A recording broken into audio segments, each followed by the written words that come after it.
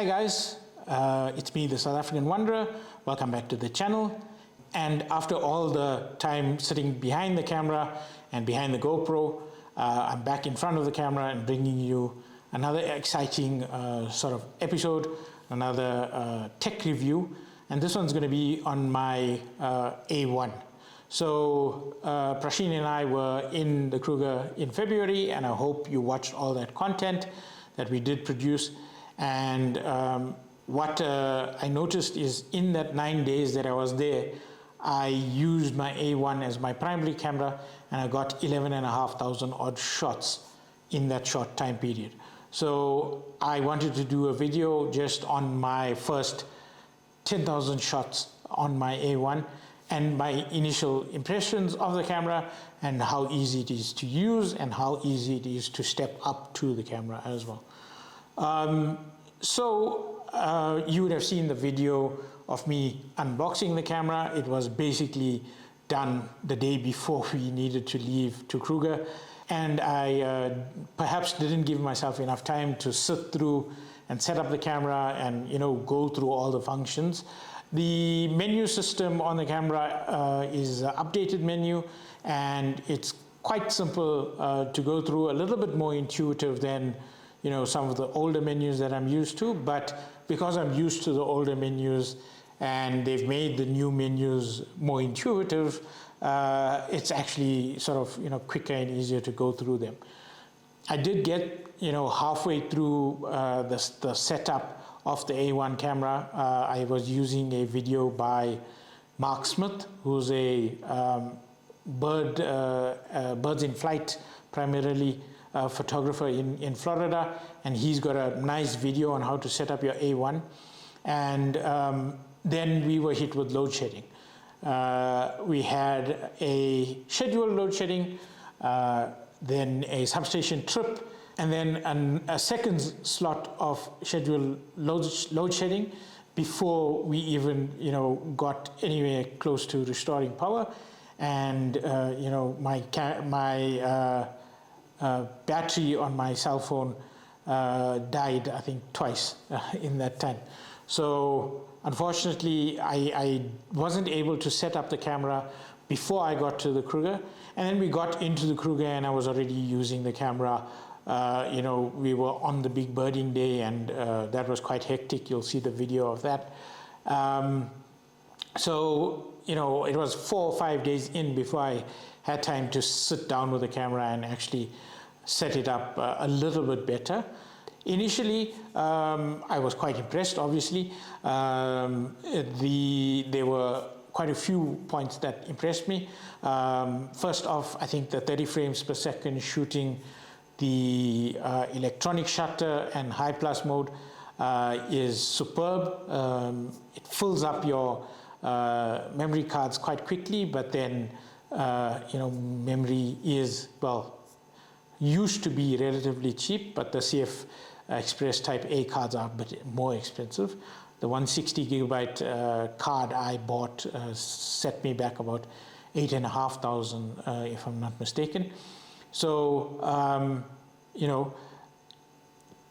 to get the 30 frames per second, you need that CF Express Type A card. You need that write speed to the card to be able to, shoot those 30 frames per second.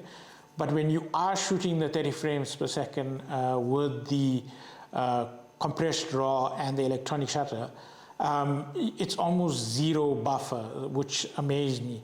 On my A9 and the A7, the buffer was a little bit small, and you'd hit it from time to time shooting 20 frames per second on the A9. But I don't think there was an instance in this 11,500 shots that I actually hit the buffer on this A1 when I was shooting with the CF Express card.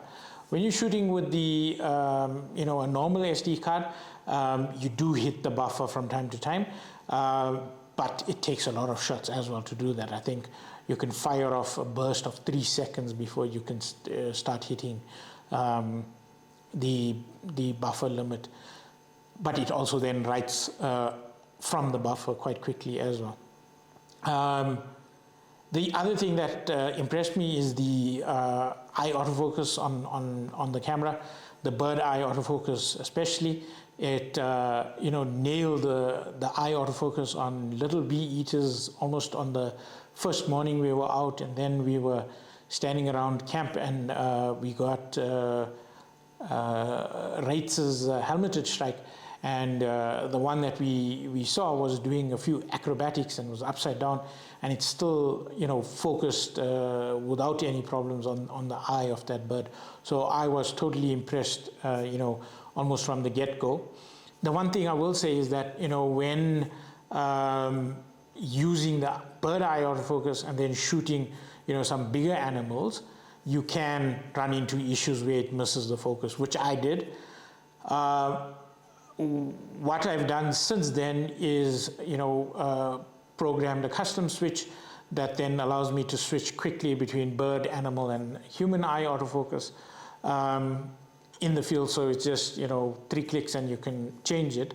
But Prashini and I were sitting on these buffalo, and try as I might, I couldn't get them. Well, I eventually did get them in focus by changing the focus area, but with the camera set to wide, it was very hard to get the buffalo. For some reason, the camera kept on picking bird eyes in the bush itself. What I have done since then is also set up a second custom key that allows me to limit the autofocus areas that I do cycle through. I think there's somewhere between 12 and 15 if you count all the tracking modes on the autofocus modes that you can use, and I've narrowed those down to I think 6 or 7 where it's wide with tracking, center point with tracking, and then zone with tracking, and then that way you can compose and change between the tracking modes a bit easier. I've started using wide because the camera picks up the eye so well that you don't have to direct it as much as, for instance, my A9 or the A7 III. So I use wide on the autofocus mode now, and then if it is struggling with the branches or grass in front of the bird or something like that, then I switch to a smaller autofocus mode, center point tracking, or even just center point small, and then we can just start from there almost and get the focus right.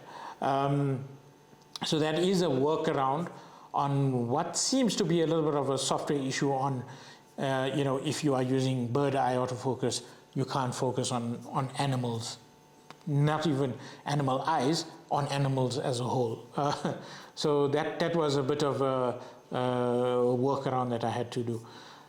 Then, working through the image quality and, the 50 megapixels that you do shoot with on this camera, it gives you such a great amount of room to crop, and your image quality, I think, is remarkably good. I used to say that my 6D, my Canon 6D was the best image quality I've seen. I liked my A7 III and my A9, but I was always almost wanting some extra megapixels with them, especially on the A9 when you're using it to shoot wildlife, because you want to be able to crop. And with this camera, 50 megapixels straight out of the camera, you can almost crop 1.5 and even more than that, and still have usable images that you can then post to social media or onto the videos that I did post as well. And with that backlog of images, I'm still posting to social media. I think one of the sort of flip side issues to that is, taking 11,500 shots meant that I filled almost 1 terabyte of memory space, and I have to buy a couple extra SSDs just to back up.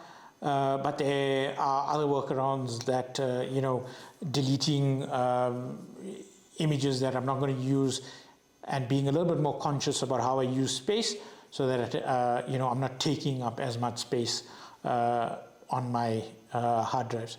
I've been using this camera as my primary video camera as well now. I'm shooting on it for this video. I've shot all my mom's videos since I've got the camera. I've shot with this camera. And, I think the sort of image quality you get, the video quality you get is a little bit richer, I would say, than, for instance, the A7 III that I had used before this. A little bit more contrasty, a little bit better colors, more saturated, straight out of camera, with the,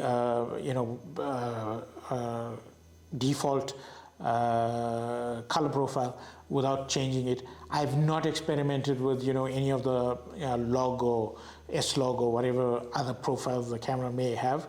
I just shoot, with the profile that it's set on default, and I do enjoy the video that comes out of it.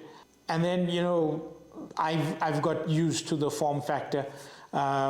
Yes, being its sort of flagship model, you maybe want the additional grip so that you can shoot in portrait mode, and it has all the buttons set up. But I mean, I shoot maybe 1 in 10 or at most 2 in 10 shots in portrait mode when I'm out in the field. So it's not as bad. I think part of it is that I've not used integrated vertical grip with any camera, so it's one of the experiences that I don't miss because I've not had it. I've sold both my A7 III and the A9 now, so my A1 is my only camera. That's why I can't have it here and show it to you. And I'm using it to film the video because I feel both those two cameras. The A7 I was using more for video and a lot of my mom's video work, and the A9 was my wildlife shooter, and now the A1 basically has replaced both of them.